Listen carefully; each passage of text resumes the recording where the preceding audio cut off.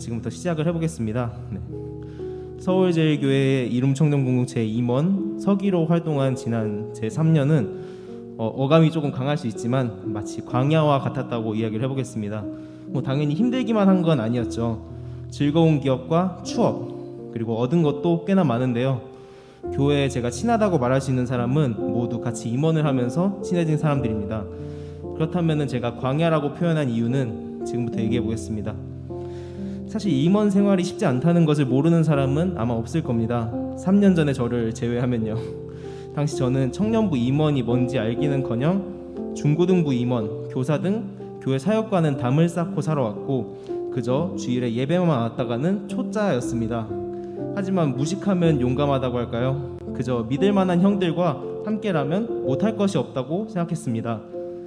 만약 지금의 제가 그때로 돌아가게 된다면 같은 선택을 할 수 있을 것이라고 장담하지 못하겠습니다. 그렇게 제 임원 생활이 시작되었는데요. 1년 차 그리고 2년 차 동안에는 그만두고 싶다, 힘들다 하는 생각이 마치 감기처럼 찾아오곤 했습니다. 하지만 코로나로 인해서 임원이 할 일이 많이 줄어들어 있었고 곧 이겨낼 수 있었습니다. 이겨냈다고 생각했습니다. 하지만 3년째 코로나19로 인해서 축소되었던 것들이 다시 제자리로 돌아오기 시작했고 모든 것이 바뀌기 시작했습니다. 첫 번째와 2년째짜를 무시하는 것은 아니지만 이전과 비교도 할 수 없을 만큼 임원에 들이는 시간과 노력이 늘어났습니다. 그러자 그저 지나가는 감기일 뿐이라고 생각했던 감정들이 안으로 골마서 드러나지 않았던 것일 뿐 곧 암세포처럼 불어나서 저를 덮쳐왔습니다.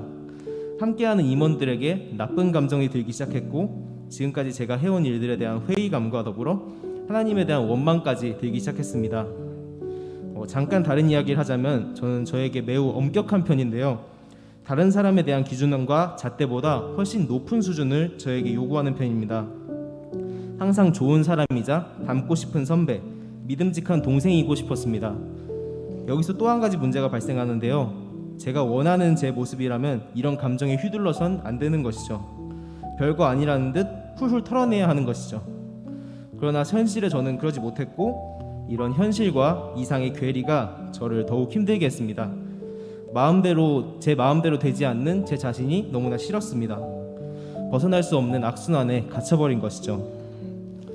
여기에 여러 개인적인 일까지 겹치면서 제 몸과 마음은 피폐해질 대로 피폐해졌습니다. 이런 상태로 멀쩡히 사역을 할 수 있을 리가 만무하죠.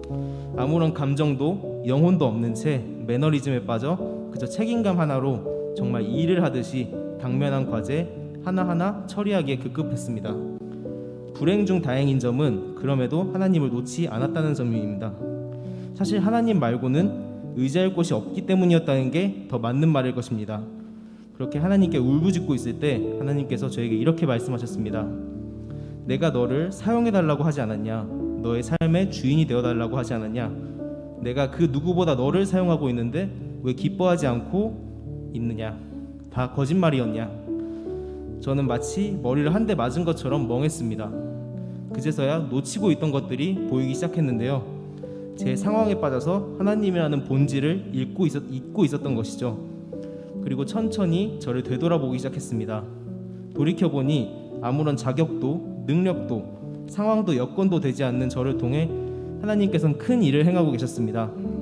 코로나 상황을 극복하게 하셨고 다시 회복시키셨으며 캠페인, 수련회 등 여러 크고 작은 사역들을 감당하게 하셨습니다. 또한 당연히 혼자선 불가능하기에 믿을 만한 동역자들과 함께하게 하셨습니다. 단언컨대 그들이 함께하지 않았다면 저는 결코 버텨내지 못했을 것입니다. 은혜가 아닌 것이 없었습니다. 이제 알 것만 같았습니다. 하나님께서 저를 이룸 청년 공동체의 서기로 세우신 이유를 말입니다. 저를 사용하시려고, 저를 더 정결케 하시려고 저를 택하여서 임원이라는 이름의 광야로 보내신 것입니다. 저는 아직도 보잘것없고 나약한 존재지만 3년 전의 저와 비교도 할 수 없을 정도로 성장했습니다. 더 나은 사람, 더 강한 사람이 되었습니다. 정확히는 하나님과 가까운 사람이 되었다고 자부할 수 있습니다. 그리고 하나님께서 저를 통해 이루실 더 큰 일을 행할 준비가 되었다고 자신 있게 얘기할 수 있습니다. 여러분 삶의 광야는 무엇인가요? 그 광야가 무엇이든 기꺼이 나아가기로 결단했으면 좋겠습니다. 주님께서 우리를 택하여서 부르신 곳, 우리를 기다리고 계시는 곳, 광야로 나아갔으면 좋겠습니다. 마지막으로 제가 좋아하는 성경 구절 하나 읽고 마치겠습니다. 다만 이뿐 아니라 우리가 환난 중에도 즐거워하나니 이는 환난은 인내를, 인내는 연단은 소망을 이루는 줄 알미로다. 로마서 5장 3장에서 4절 말씀. 아멘. 여기서 마치겠습니다. 감사합니다.